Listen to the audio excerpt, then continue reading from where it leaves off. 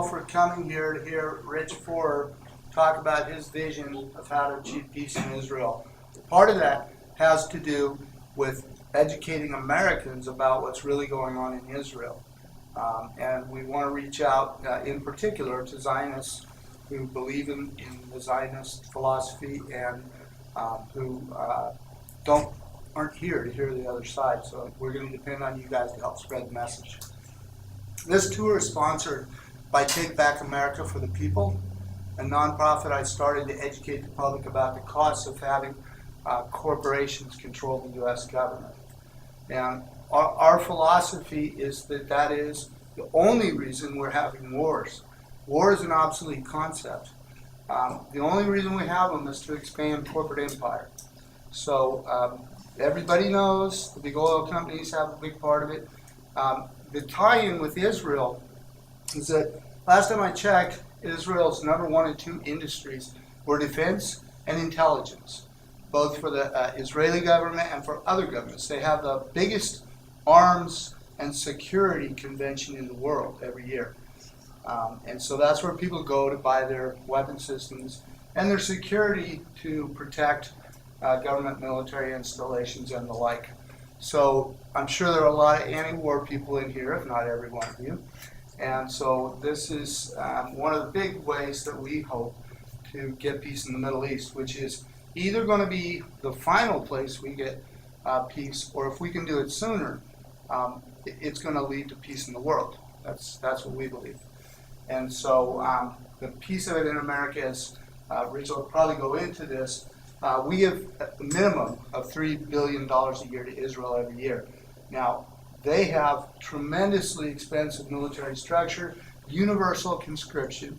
They have to pay all those soldiers to defend the outposts, which is where most of the violence occurs, and a lot of it is settler violence against the Palestinians whose land is being stolen. There have been a number of recent deaths of peaceful Palestinian protesters. The most rowdy they generally get is they might throw rocks, not necessarily aiming to really harm, but just to protest. So this is something that is going on right now. The U.S. is supporting it. They're supporting the building of the walls. They're supporting the settlements that are making the peace process impossible. And they're supporting policies of the Israeli government that amount to war crimes. And we ourselves are complicit in this. This is not just the people that back AIPAC and the other big guys. These are average citizens who are not demanding better from our senators and congressmen and our president. The president at least is trying to get the peace process back on track.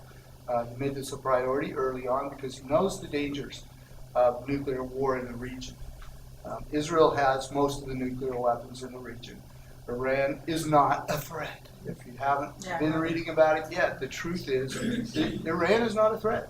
They are not crazy. They are people just like you and me, and they don't want to undermine their own government and destroy their infrastructure by attacking Israel. It's an insane idea, and I don't care what Ahmadinejad says. He's not running the country. If you know what's going on in the politics of Iran right now, he's actually been marginalized. He's kind of a puppet of the Ayatollah, who his main interest is keeping power. So they are not going to do anything as stupid as attack Israel, and there's no evidence that they're trying to build weapons right now. So it all ties together, and we're hoping to educate Americans about the costs of supporting this aspect of war. A lot of it is for corporate profit, and I hope you'll go to the website.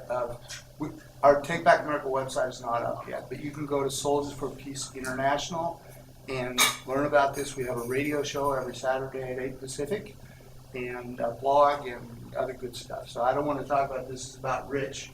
Rich is a former member of AIPAC, the American Israeli, I always call it the Political Action Committee because that's what it is, but it's a Public Affairs Committee. And as Rich will probably tell you, they get tax breaks for lobbying Congress because they're considered a nonprofit, like Citizens United is considered a nonprofit.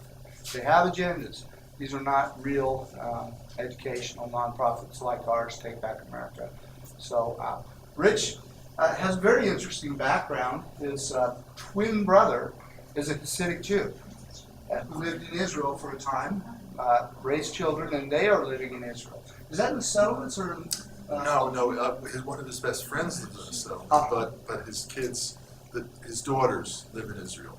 Okay, Israel. One in Jerusalem and one in Safad, although the one from Safad, which is one of the holiest cities in Judaism, the one in Safad, her and her family are moving back to Los Angeles because they can't make it in Israel. Okay. Yeah, and that's an interesting thing, too, because the costs of the occupation are actually affecting average Israelis, which is getting a lot of them out protesting with Palestinians side by side in large protests.